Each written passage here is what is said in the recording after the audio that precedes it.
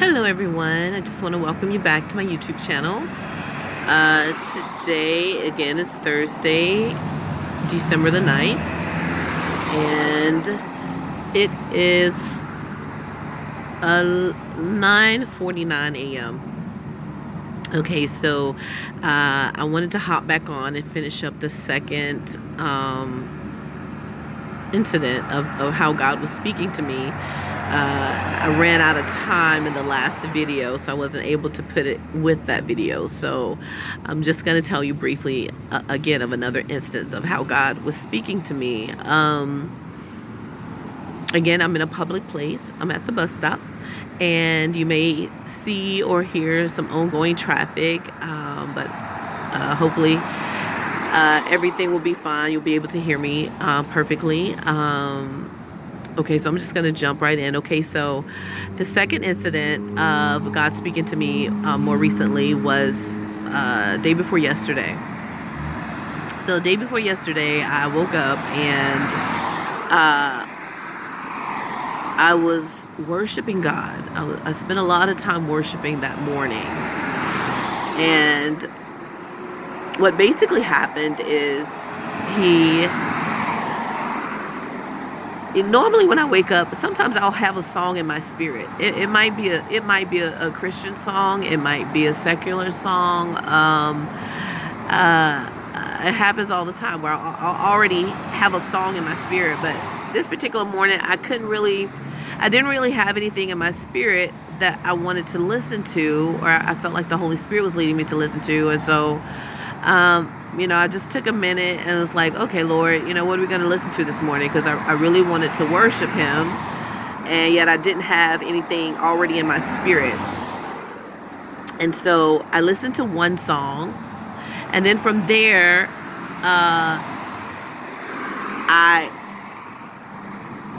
I saw in my spirit another song, and that song was called Desperate People.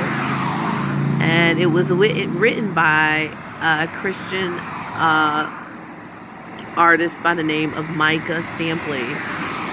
He's a powerful, powerful worship leader, a worshiper of God, a phenomenal voice, phenomenal music, just a huge blessing.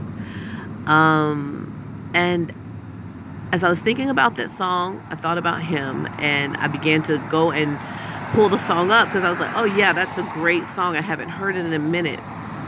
And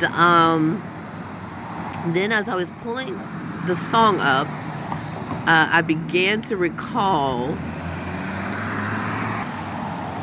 Okay, so anyway, I was thinking, okay, that's a great song to listen to, and I hadn't heard it in a while. So I pulled the song up.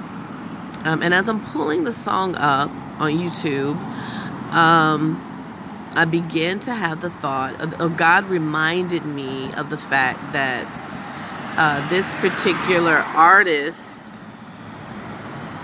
had lost his daughter. I'm not sure exactly when it happened. I was back in Georgia when it happened, and I heard about it. So I want to say it's maybe... I don't know if it's even been a year. If so, maybe just about a year, if that long. But I remember hearing that he had lost his teenage daughter. And I don't remember exactly the circumstances surrounding her death. But I want to say she was like 15 or 16 years old. And this happened, like I said, within the past year or so. I mean, it hasn't been long at all. And then the Lord began to bring to my remembrance even some other high-profile people, both in the Christian world as well as not, that had also lost children.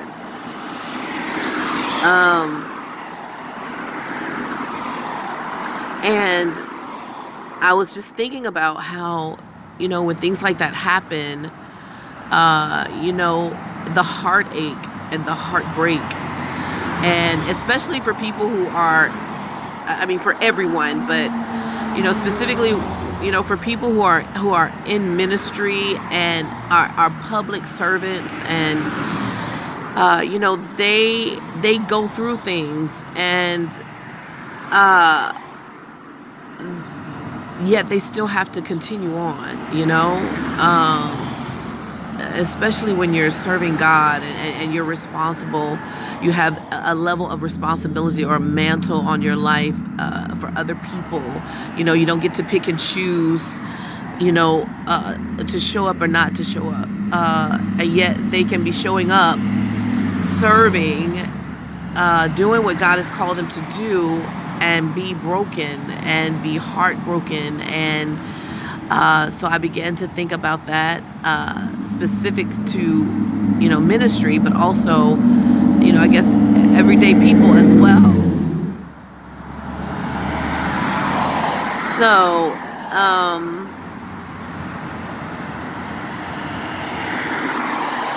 yeah. So as I'm thinking about all of this, like, I'm feeling like the compassion of God. Like, it was very strong what I was feeling that morning. And I'm sorry, I keep having to pause the video because people are literally trying to walk in front of me and get on the get on the camera. I don't know why. But anyway, I could just truly feel the compassion of God welling up in me, as it pertained to this, like, to the point that, like, I literally started crying. And I'm not a crier like that. The only time that happens is when it's the Spirit of God.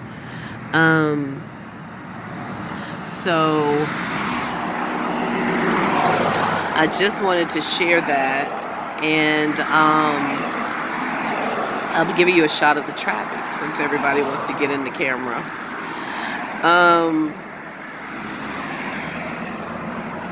So anyway, I immediately began to just pray for people who have lost children, for people who have suffered the devastation of having to bury their child, regardless as to why. And I mean, I felt that thing. I mean, it was just such an overwhelming feeling that I had. And then later on, I log, I'm surfing the internet, and I discover that there's another, I'm not going to call any names, but there's a high profile person that just lost a child. And so it just hit me like a ton of bricks, and I was just thinking about the whole situation. I mean, I just felt like it was like a almost like a prophetic word. Like, God was speaking to me something prophetically, that in that moment I didn't even understand, because again, I don't have children. I haven't lost any children, but it was definitely on the heart of God that morning, and maybe that's why He spoke it to me the way He did, and had me to pray for people, because He wanted them to know that He is aware of their pain and what they are going through, as it pertains to the loss of a child. Because guess what? I just thought about this. He also lost a child. Jesus. So God understands the depth of that pain. And that's just how He led me that particular morning. And it was very real, very overwhelming. And I was deeply touched by it. It wasn't like it touched me. I was weeping because I know that God was, it was God moving. So anyway, I just wanted to share that. Again, another example of how God speaks. And I pray, He continues to speak to me and gives me clarity in my relationship with Him as I grow closer to Him. And I pray that what I'm sharing is a blessing to you, and is helping you also to see and figure out how God speaks to you. That's the whole purpose in doing this. So I thank you so much for listening, and God bless you.